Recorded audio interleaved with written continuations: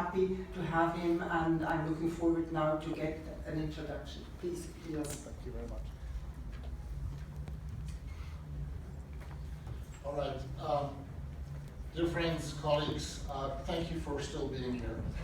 This has been a long day. And many sincere thanks to you, Christine, to Etienne, Margarita, and many others at the ICRC who made this project possible. My remarks will be fairly brief. I've been invited to briefly speak to you about this book tonight, a book which I had the privilege and pleasure to write during the past couple of years with the input and support of many others. As the title says, it is a book about international humanitarian law, but I'm not going to speak really about the book technically. You can read it, you can look at it afterwards. I will not really speak about international humanitarian law because we have been doing this the whole day here at the round table. I'm going to do something different, short. I'm going to tell you a short story, a story which will take us on a brief journey to some of the most crisis-stricken areas in this world, and which event will bring us back to this book.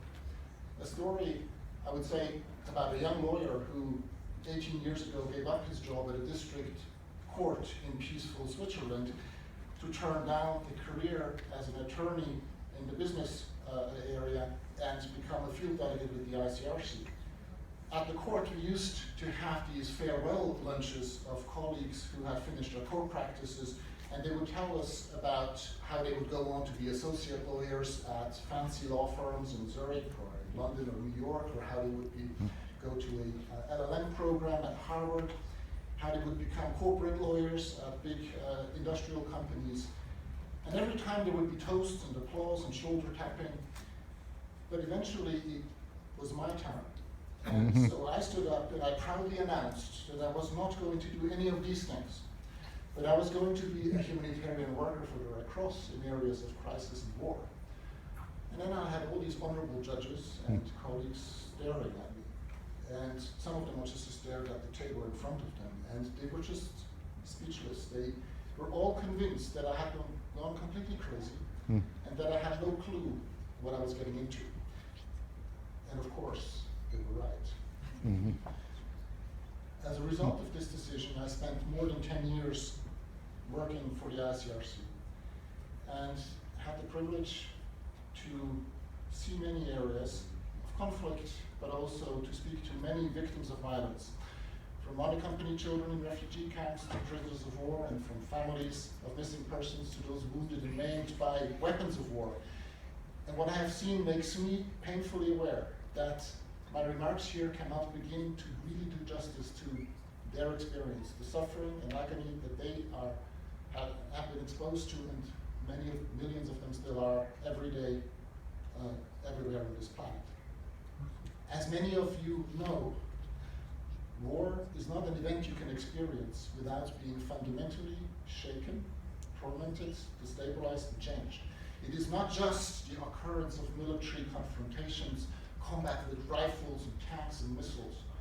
War is, first of all, the near total collapse of public services, of social order, of stability, of security, of most of the structures and relationships we and our families rely on for our daily existence. War is also often the breakdown of trust in our environment, in our government, in our fellow citizens, in our employer, our neighbors, and sometimes even our friends and family. Within a matter of days or hours, war can make human beings feel and behave like they are animals, whether as a hunter or as a prey. A far cry, in any case, from the lofty ideals of our civilizations and cultures and religions.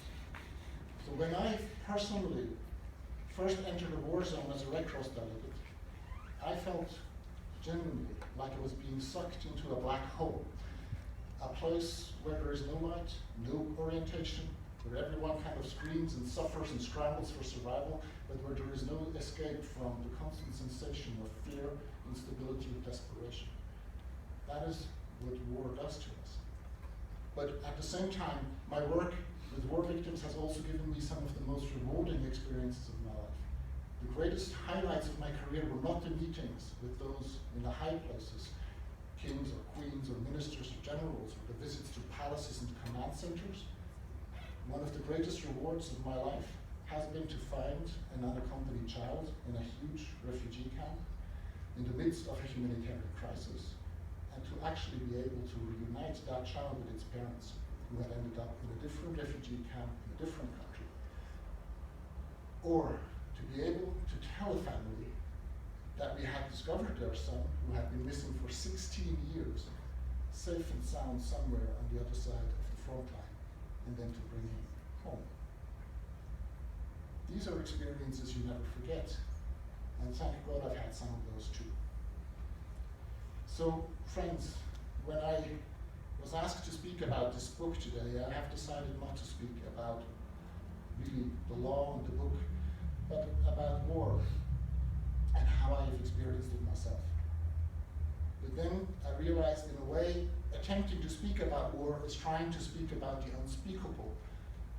For if you have not experienced war, you are unlikely to find the right words.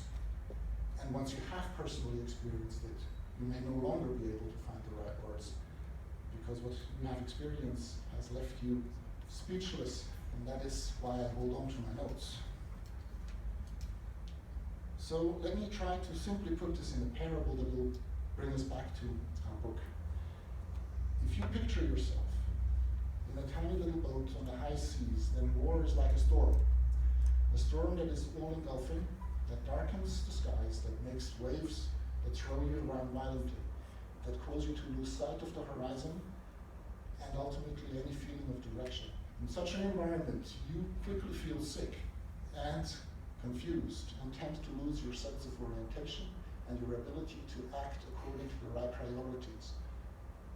What you need in such an environment is orientation.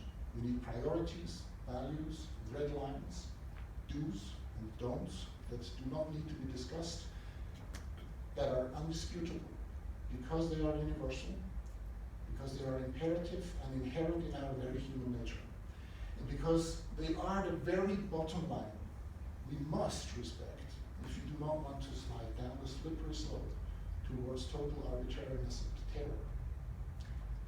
And this bottom line, to me, is international humanitarian law. It is not a code of honor or a guide to being nice or good or polite in a situation around conflict. It is the bare minimum. We have to respect to uphold our humanity in the chaos and destructiveness of the war zone. To me, it is the one star in the sky, which always offers guidance to those involved in or exposed to armed conflict. A guidance which is neither complicated or complex, but which always reminds us of the humanity not only of our opponent, but also of our own humanity. A guidance which makes absolutely clear that, as inhumane as war may be, war is also inherently human, and therefore that no war ever can be without limits. This, dear friends, is what this book here is about. This is what this institute is about, and this is what this roundtable is about.